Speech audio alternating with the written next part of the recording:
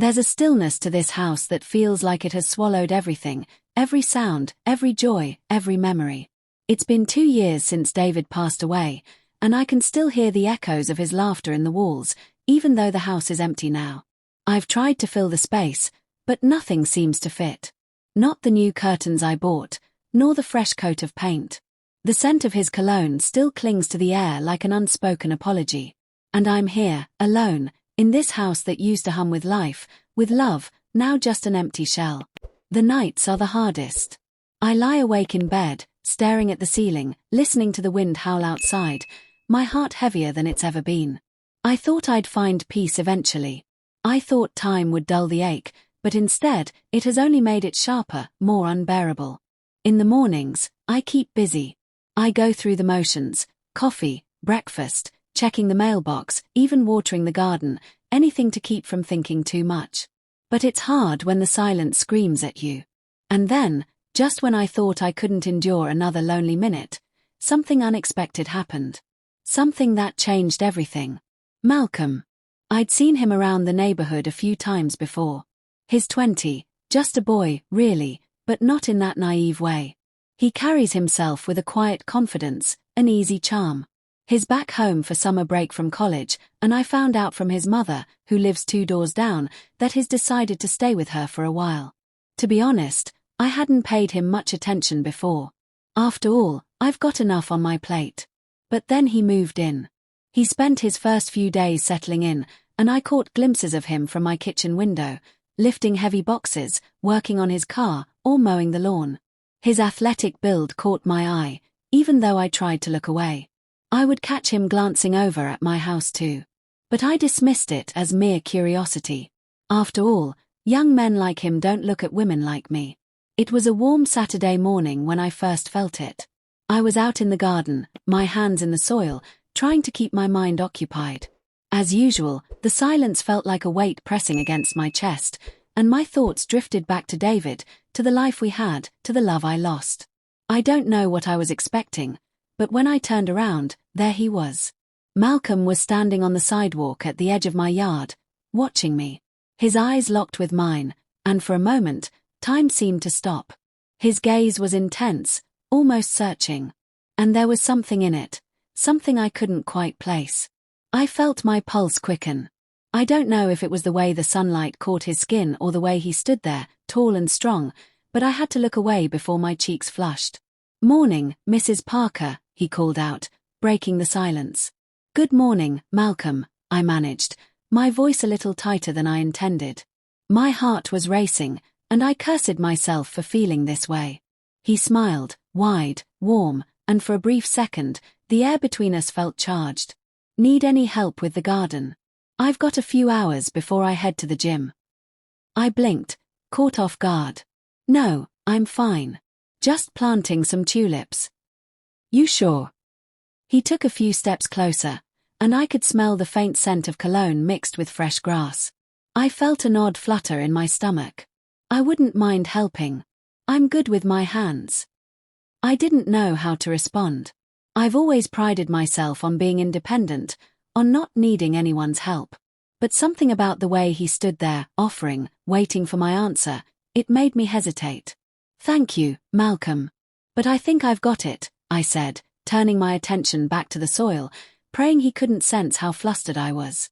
"All right, well, if you change your mind, I'll be around," he said, before turning to walk back down the sidewalk. I watched him leave, the sound of his footsteps on the pavement echoing in my ears. The air seemed to shift, thickening with something unfamiliar, something I hadn't felt in years. I tried to shake it off, to convince myself it was just the isolation, the loneliness playing tricks on me. But I couldn't. Later that afternoon, I saw him again. This time, he was walking toward his house, his t-shirt clinging to his chest, his jeans hanging low on his hips. I tried not to stare, but my eyes betrayed me. His muscles rippled with every step, his stride confident and easy. And when our eyes met, a brief spark flickered between us. It wasn't like the way I'd seen young men look at other women. No, there was something different about Malcolm. It was like he saw me, not just the widow next door, but something more. I turned quickly, my heart pounding in my chest. I had to get inside. I had to get away from him before my thoughts ran wild. But before I could, I heard his voice once more. "See you later, Mrs. Parker." It was almost playful. Too familiar for someone I barely knew. I could feel my cheeks flush again as I murmured a quick reply and hurried inside. The door slammed shut behind me, and I leaned against it, my breath coming faster than it should. That night, I tried to sleep. But sleep wouldn't come. Instead, my mind replayed the encounter with Malcolm over and over. I couldn't shake the heat that had surged through me when our eyes met. I hadn't felt that alive in years. I couldn't deny it. I wanted him. And that scared me more than anything. If you've ever felt the stirrings of something forbidden, you won't want to miss what happens next. Make sure to like and subscribe for more stories that dive into the passion and secrets we keep hidden in the dark. Would you like me to continue with Chapter 2, or make adjustments to the tone or style? The days following that strange encounter felt like a slow unraveling, as if every moment was leading me toward something I wasn't ready to face. Every time I saw Malcolm, my pulse would quicken, and my breath would hitch. The simple act of him looking at me, really looking, had ignited a spark deep inside me, one I didn't know was still there. It was a Thursday afternoon when he knocked on my door. I hadn't seen him for a couple of days, and the silence felt heavier without him in the neighborhood. I was in the middle of sorting through some old photographs when the knock came, loud and insistent. My heart skipped in my chest, and I stood frozen, wondering for a moment if it was him. But that was ridiculous, wasn't it? He had no reason to be at my door. I opened it, and there he was, Malcolm, standing in the doorway, holding a toolbox in one hand and a smile on his face. My breath caught in my throat. "Hey, Mrs. Parker. I noticed your porch light's been flickering. Thought I could fix it for you," he said, his voice smooth, with just a hint of something else, a playful edge that made the hairs on the back of my neck stand up. I had no reason to refuse, but the mere idea of him being in my space, close to me, made my heart race. "Oh, well, I wasn't expecting you." "It's no trouble," he interrupted, giving me a wink. "Just trying to be a good neighbor." I stepped aside to let him in, my mind already reeling. "It's just the light on the front porch," I said, trying to sound casual, but my voice betrayed me, crackling with tension. He brushed past me, close enough that I could feel the heat of his body, and I involuntarily stepped back. My skin prickled, and for a moment, I forgot to breathe. The way he moved with such ease, so confident, so young, made me feel small and terribly aware of the years between us. But there was no turning back now. "I'll just take a look at the fixture," Malcolm said, kneeling down on the floor by the light. His fingers brushed against the wooden floorboard, the sound of his breathing low and steady. I stood awkwardly at the doorway, watching him work.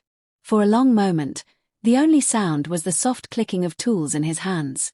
I should have said something. I should have thanked him and let him finish his work. But instead, I found myself just staring at him, lost in the movement of his hands, the way his muscles flexed with every movement. His body was so young, so alive, while mine felt like it had been forgotten by time. I couldn't help myself. "You've been back from school for a few days now. How's everything going?" I asked, trying to keep the conversation light, trying to ignore the pull in my chest. He looked up at me, those dark eyes locking onto mine. There was a quiet intensity in his gaze that made my breath catch. "It's been good. Just happy to be home, you know? I miss the peace of the neighborhood." I nodded, unable to tear my eyes away from him. He held my gaze a moment longer, and then, as if on cue, our eyes dropped to the ground, both of us looking away.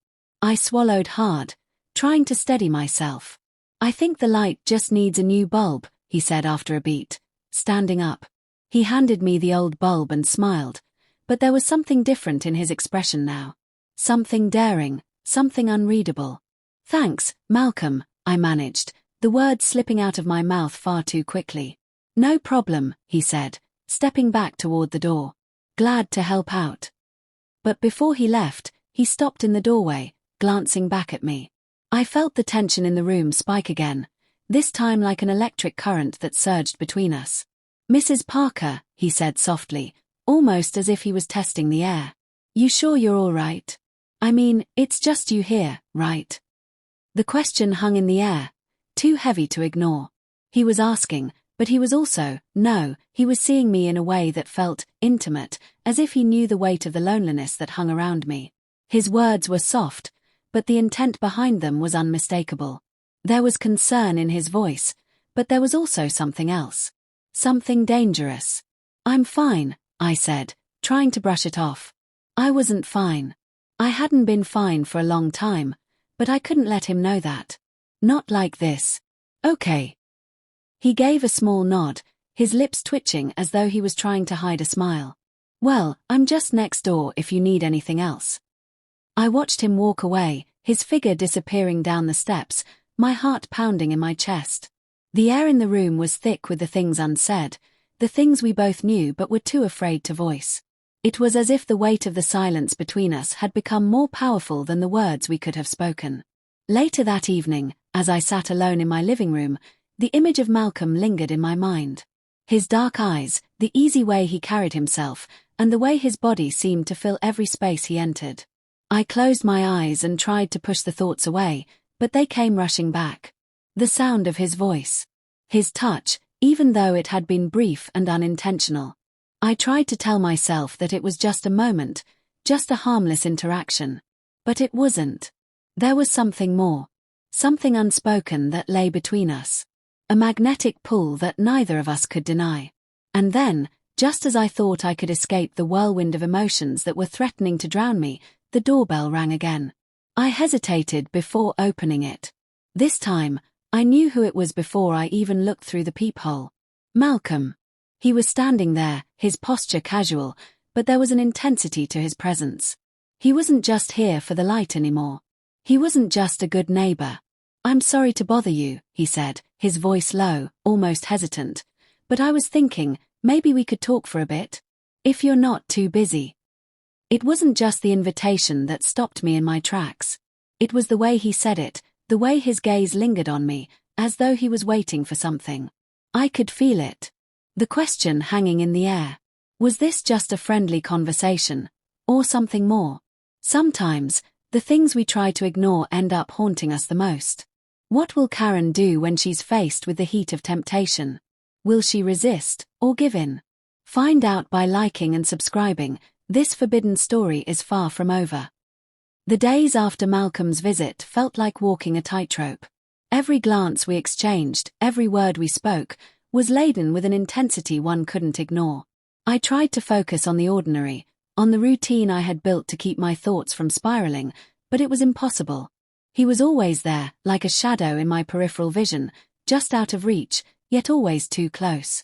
I told myself I wasn't thinking about him. I told myself I was stronger than this, that I wouldn't let a young man, my neighbor, stir feelings in me I hadn't felt in years. But that's the thing about desire, isn't it? It doesn't ask for permission. It doesn't knock politely at the door and wait for you to answer. It barges in, uninvited, and takes what it wants. And so, there I was, still alone in my house, still desperately trying to avoid the inevitable. But, like a moth to a flame, I was drawn to him. I couldn't fight it. It started innocently enough. One morning, a knock at my door. He was standing there again, looking as casual as ever, a smile on his lips, and that same, unreadable look in his eyes. "Morning, Mrs. Parker," he said, his tone almost playful. "I was wondering if you'd like some company. I've been working on some stuff around here, and thought maybe you could use a break." I hesitated, my pulse quickening.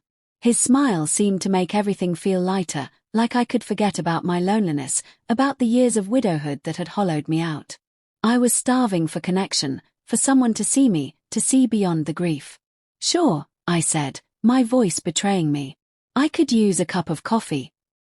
Malcolm stepped inside, and just like that, I knew I had crossed the line. We were no longer just neighbors. We were something else, something dangerous. He sat across from me at the kitchen table, his presence filling the room in a way that made it hard to breathe. We talked about everything and nothing at all. His summer plans, my garden, the weather, until finally, the conversation turned to more personal things. He talked about college, about his dreams, and I listened, fascinated by the way he spoke, the way his words seemed to come alive in the air. I hadn't realized how starved I was for someone to talk to, for someone to make me feel again. When he finished his coffee, he stood up to leave, but this time, he didn't make any move to leave right away. He lingered by the door, his fingers resting lightly on the doorknob. His gaze met mine again, and there was a shift in the air, a quiet but undeniable tension. "Mrs. Parker," he said softly, his voice low, "can I ask you something?" My heart skipped a beat. "What is it?" "Are you really okay?" he asked, his eyes searching mine. "You don't have to pretend for me. I can see through it." His words hung in the air between us, raw and honest. He wasn't asking if I was fine because he thought I'd lie. He asked because he already knew I wasn't. And the fact that he saw it so clearly, that he cared enough to notice, threw me off balance. Before I could answer, before I could hide behind another lie, he took a step closer to me. And then he did something I hadn't expected. He reached out and gently cupped my cheek, his touch feather light at first, then firming up, almost as though he was grounding me, steadying me. My breath caught in my throat, and I didn't pull away. I should have pulled away. I should have said something, anything, to stop this before it went any further. But I didn't. Instead, I leaned into his touch, my body betraying me in a way that felt both thrilling and terrifying. His thumb brushed against my skin, and my heart began to race. It had been so long since I had felt anything at all, and now here he was, standing so close, his presence filling the space with a magnetic force I couldn't escape. "I'm sorry," he whispered, his breath warm against my ear. "I shouldn't be doing this. But I can't help it.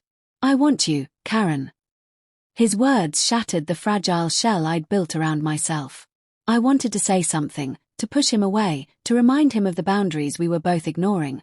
But instead, all I could do was close my eyes, feeling the heat of his breath on my skin, the warmth of his body inches from mine. And then, before I knew what was happening, his lips were on mine. It wasn't rough or desperate. It was slow at first, tentative, as though he was waiting for me to stop him, for me to push him away. But I didn't. I couldn't. My body responded to him in a way that felt out of my control, as though I had been starved for this kind of touch, for this kind of connection, for too long. The kiss deepened, and I could taste the sweetness of him, the youthfulness that pulsed through him with every breath. His hands were on my shoulders now, pulling me closer, pressing his body against mine.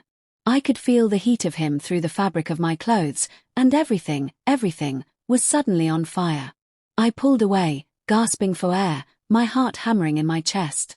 "Malcolm, we can't. This is wrong," I whispered, my voice trembling.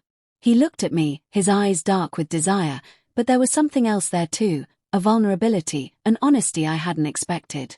"I don't care, Karen," he said quietly. "I want you. I don't want to pretend anymore." And just like that, the dam broke. There were no more excuses, no more barriers between us. I wasn't a widow grieving her husband anymore.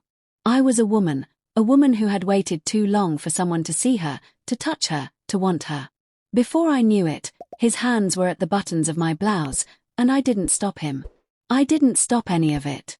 I let it happen, let the feelings surge through me until the only thing left in the world was him and me, tangled in a moment that felt both like a release and a descent into chaos. Sometimes, it's the choices we make in a moment of weakness that change everything. What will happen when Karen gives in to temptation? Can she escape the consequences of her desires? Like and subscribe to follow this forbidden journey. The next chapter is coming, and it's going to get even more complicated. The days that followed felt like a dream I couldn't wake up from, a haze of confusion and forbidden pleasure. Everything had changed the moment Malcolm kissed me, and now, nothing seemed to fit into the world I had once known. I couldn't focus. I couldn't think. All I could do was feel, the heat of him, the urgency of his touch, the way my body responded to him in ways I had forgotten were possible. I had crossed a line I never thought I would, and now, the consequences of that choice were closing in on me, suffocating me. Malcolm came back the next day, unannounced, like a ghost haunting my thoughts. I had tried to push him out of my mind, but how could I when he kept showing up, pushing me further into the mess I had created? It was late afternoon when he knocked on my door again. I had been sitting in the living room, numb, trying to distract myself with the mundane. Cleaning, reading, staring at the walls. But when I heard the knock, my heart stopped, and I felt the familiar rush of anticipation and dread. I opened the door, and there he stood, his gaze dark and serious, more intense than it had ever been before. The playful grin that usually tugged at his lips was gone, replaced by something far more somber. Something urgent. "I need to talk to you, Karen," he said, his voice low. "It's important." My stomach flipped. I knew exactly what this conversation would be about, but hearing it out loud felt like a final reckoning, the moment when all the consequences of our actions would come crashing down. "Come in," I whispered, stepping aside to let him in. The air between us was thick with tension, as though we both knew we had reached a point of no return. He stepped inside, and for a moment, neither of us said anything. We stood there, looking at each other, the silence hanging heavily between us.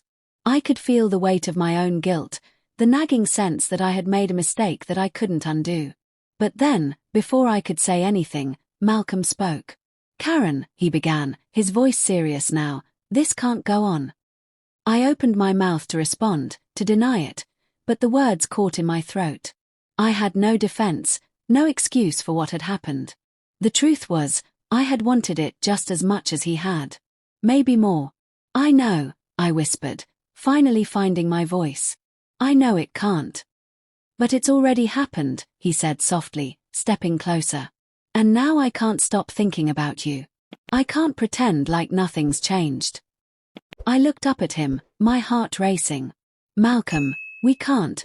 This was a mistake. You're too young. I'm—" "No," he interrupted, his tone urgent, desperate even. "This isn't about age, Karen. This is about us. This is about what we both want. You're not just some widow I'm trying to take advantage of. I see you. I see who you really are, beyond everything that happened. I see the woman inside, the woman I want to be with."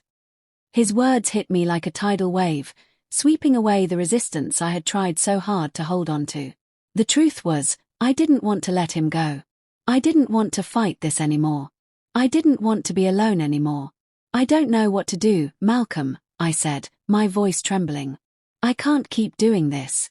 I'm not the person I was before. I don't know if I can be the woman you think I am." He reached out and cupped my face, his thumb brushing gently across my skin. "You are that woman, Karen. You just need to believe it. I believe in you." And in that moment, as his hand cupped my cheek, as his thumb brushed against my skin, I could feel it, something between us that was too powerful to ignore. A connection, deep and unspoken, that transcended age, boundaries, and reason. But even as I leaned into his touch, even as my body responded to him, I knew we couldn't keep going like this. The world outside these walls would never understand. The consequences would be far-reaching, far too great to ignore. "I need to make a decision," I said softly, pulling back from him, my mind racing. "This can't go on, Malcolm. We can't keep living in this world of secrecy." He nodded, his expression dark with understanding. "I know. I'm not asking for anything more than what we've already had, but I can't keep pretending that I don't feel this, that I don't care about you. And if that means risking everything, then I'm willing to do it."